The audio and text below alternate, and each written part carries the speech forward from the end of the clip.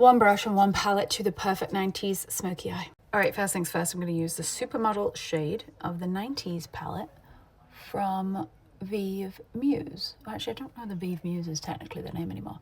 I'm using the fluffy side of the brush to deposit the majority of this grey pale colour across my entire lid before moving on to a darker contrasting shade. All right, then I'm going to do the same on the other side, tapping it in. I don't have any primer on, nor do I have anything on to sort of make it stick other than just a little bit of whatever emollients is on my lid. These powders are really, really forgiving in my opinion and don't sort of catch and get sticky, but also I'm using a light shade, so I'm not playing with fire in that respect. Like, it can't really go too wrong, but I'm obsessed with this color even as a wash all by itself.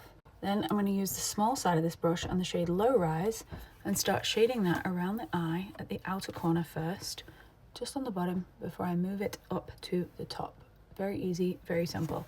Smudgy little brush. You don't have to have this brush. Any little brush will do. This is the KJH number 5 brush, and then I'm going to move it up to the top so that I start to create a bit of a smoky upper lash at the outer corner. And I'm just sort of tapping and stippling it on.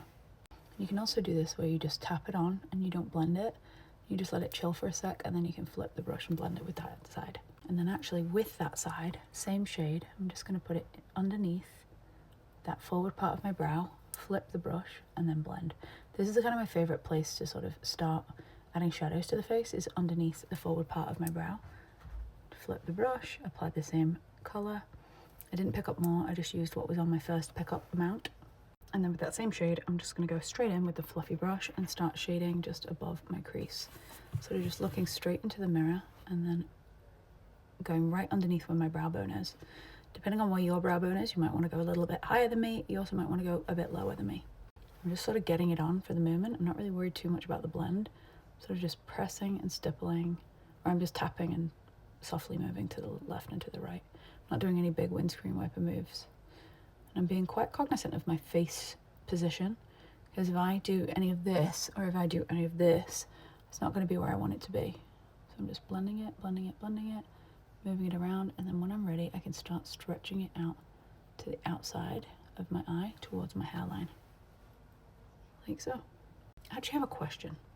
Do you find that information in this format from tutorial content is better when it's just a sweep with no talking and just sort of informational steps with no speaking, and it's just sort of a vibey video with the progress happening before your eyes? Or is this sort of more slower, transitional education more helpful? Because I wonder which ones you actually try.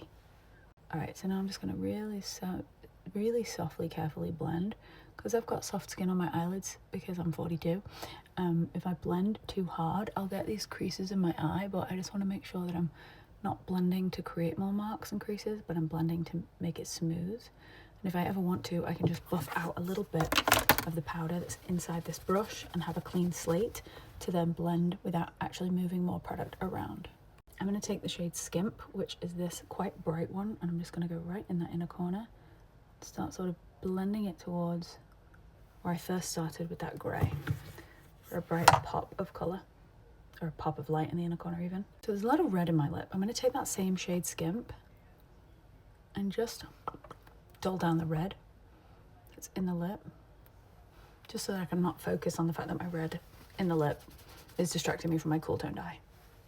Okay, I'm going to use the shade Soot, which is the dark grey, and then just apply that right over everything that I just did, making a big B. So now I've got a transition of softer greys underneath this more strong grey. These powders are so beautiful and soft, and you really don't need very much. Flipping the brush around to just flick that up toward the tail of my brow, and then blending it in ever so slightly. My brush is barely moving my skin, and that's kind of the way that I want it. I can take a little bit of what's on that brush just under the eye, because there's always something on the brush from your blend that will be able to be used somewhere else on the face. I could even take it under there to make it a bit darker. I need to mattify my skin, so I'm just going to tap on a decent amount of pressed powder just to sort of have more of a velvety look, because I feel like it's very of the time.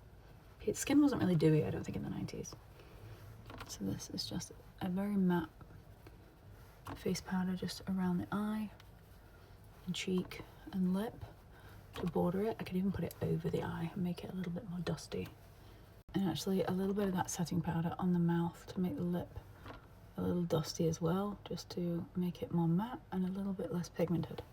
And if I ever want to soften my height of my eyeshadow, I'll just take my setting powder that I just used and just sort of blend it into the edges of the details that I've created. And every time you blend, you might want to go back in with more. I'm just using more of that darkest shade again, because sometimes when you blend, it's kind of taking it off, and you might want to go back in with a little bit more.